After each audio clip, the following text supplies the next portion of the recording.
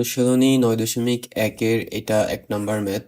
কোশ্চেনে বলছে নিচের গাণিতিক উক্তিগুলোর সত্য মিথ্যা যাচাই করো, তোমার উত্তরের সপক্ষে যুক্তি দাও।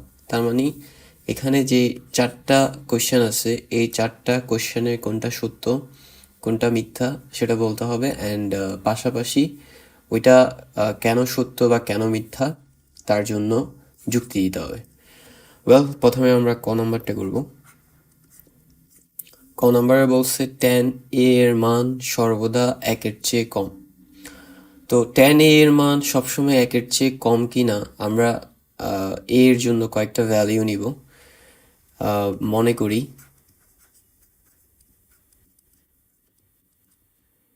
a এর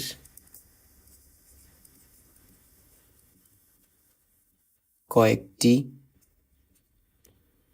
মান 30 ডিগ্রি, 45 ডিগ্রি, আর নিব আরেকটা নেই, 60 ডিগ্রি নেই, 3টা নিলাম।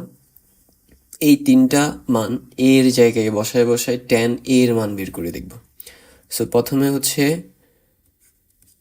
tan a এর জায়গায় আমরা tan a, এখানে a এর জায়গায় 30 বসাই দেখি এটা। তো tan a এর tan 30 ডিগ্রির মান কত? tan 30 ডিগ্রির মান হচ্ছে 1/√3। 1/√3 মানে কত? এটাকে যদি আমরা সংখ্যায় প্রকাশ করি,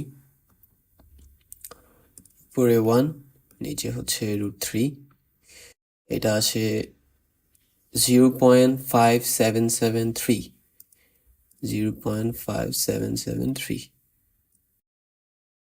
0.5773। আচ্ছা, এই মানটা কিন্তু 1-এর চাইতে কম আসছে। ওকে, তারপর এবার 45 বসাই রাখি। tan a এর জায়গায় বসাবো 45।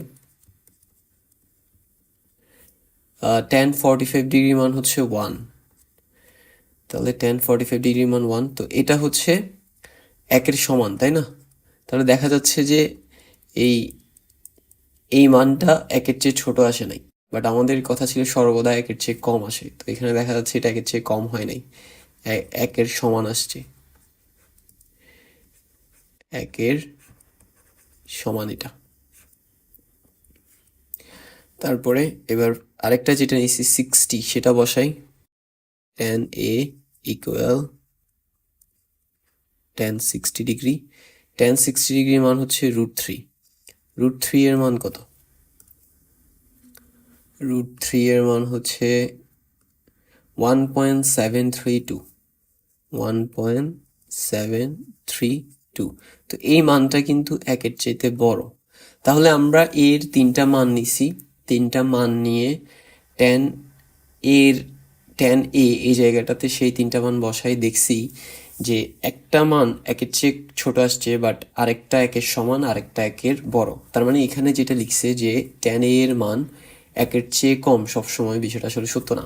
তাহলে আমরা লিখতে পারি যে সুতরাং tan a এর মান সর্বদা 1 এর চেয়ে কম, এটি মিথ্যা।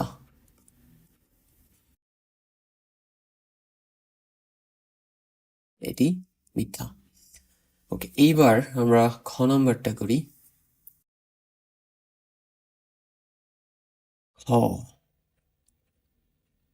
খতে বলছে cot a হলো cot a হলো cot ও a এর গুণফল। তো বিষয়টা কি আসলে এরকম যে cot a cot R a এর গুণফল না? এটা মিথ্যা, ঠিক আছে? কেন মিথ্যা আমি একটু পরে বলি। আচ্ছা, না, আগে এক্সপ্লেন করি যে cot a এখানে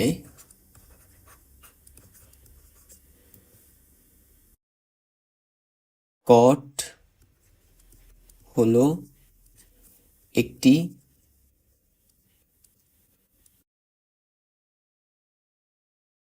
ত্রিকোণমিতিক অনুপাত।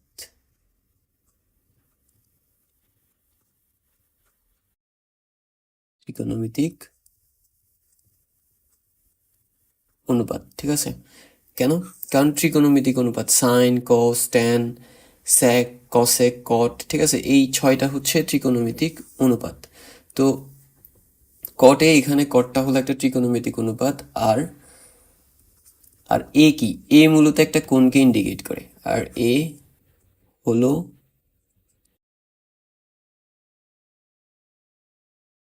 একটি কোণ। তাহলে কট এ একসাথে কি ইন্ডিকেট করে? কট এ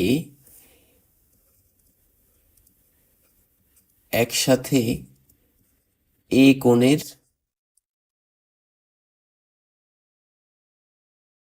কট অনুপাত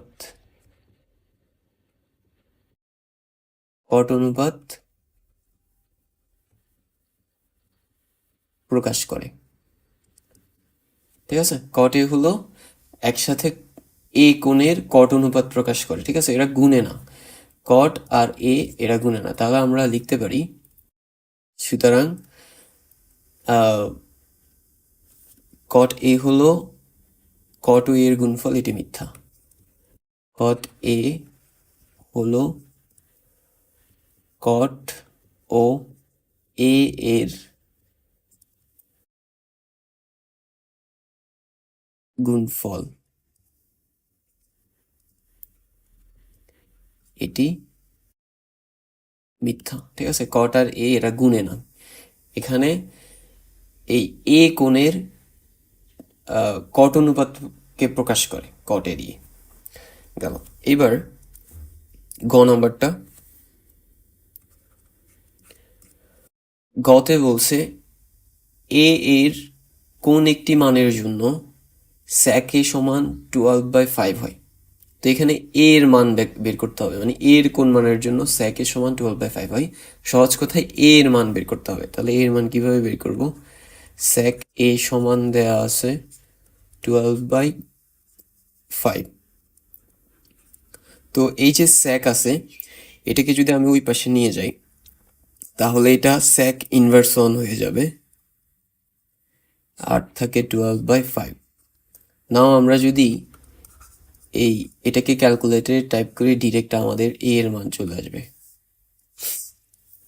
প্রথম হচ্ছে স্যাক ইনভার্স 1, তাই না? স্যাক ইনভার্স 1 এখানে কোথায় আছে? স্যাক ইনভার্স 1 এখানে দেখা যাচ্ছে কোথাও নাই, রাইট? তাহলে আমরা কি করতে পারি? এটার জন্য আমরা একটা কাজ করতে পারি, স্যাকটাকে আমরা কসে প্রকাশ করে ফেলি।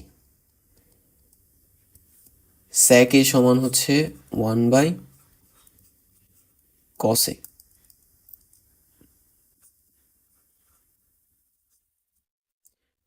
এই যে এই সূত্রটা,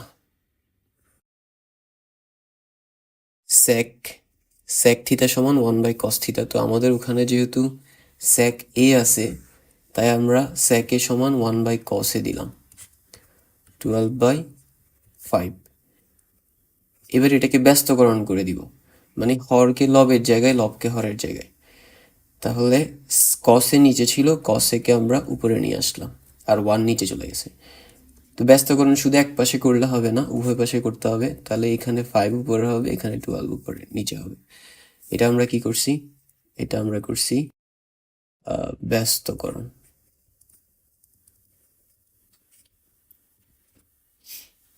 নাও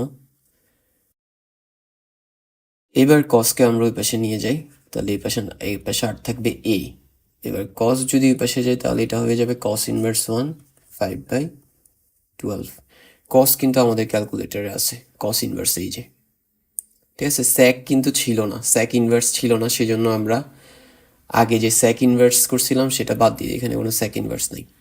যে তো আমাদের হচ্ছে কস ইনভার্স 1, তার জন্য শিফট, এই যে কস ইনভার্স 1 চলে আসছে, উপরে হচ্ছে 5, নিচে হচ্ছে 12, দেন ব্রেকেট ক্লোজ, ইকুয়াল, এটা হচ্ছে 65.37। সো এ এর মান হচ্ছে 65.37 ডিগ্রি হয়ে গেল গ নাম্বারটা। এবার হচ্ছে ঘ নাম্বারটা। এটা এখানে বলছে কস হলো কটেনজেন্টের সংক্ষিপ্ত রূপ। আসলে কি বিষয়টা এরকম না? কটেনজেন্টের সংক্ষিপ্ত রূপ হচ্ছে কট, ঠিক আছে?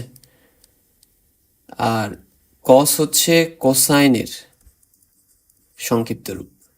তাহলে ওরা যেটা বলছে যে কস হলো কটেনজেন্টের সংক্ষিপ্ত রূপ, এটা মিথ্যা। তাহলে আমরা যদি এটার আনসারটা করি, এটার আনসার এখানে লিখি ঘ।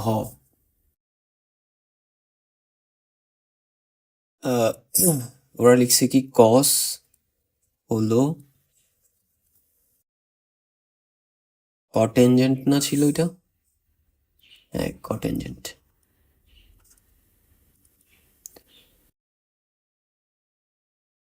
কটেনজেন্টের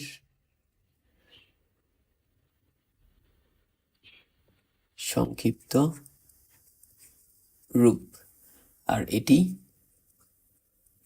মিথ্যা। কেন মিথ্যা? কারণ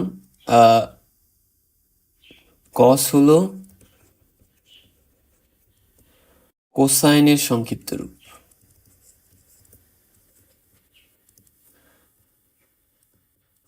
কোসাইনের সংক্ষিপ্ত রূপ। আর কটেনজেন্টের সংক্ষিপ্ত রূপ কি?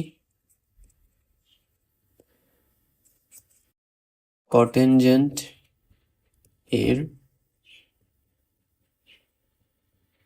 সংক্ষিপ্ত রূপ হলো কট। ওকে, এই হচ্ছে 1 নম্বর। That's all for today.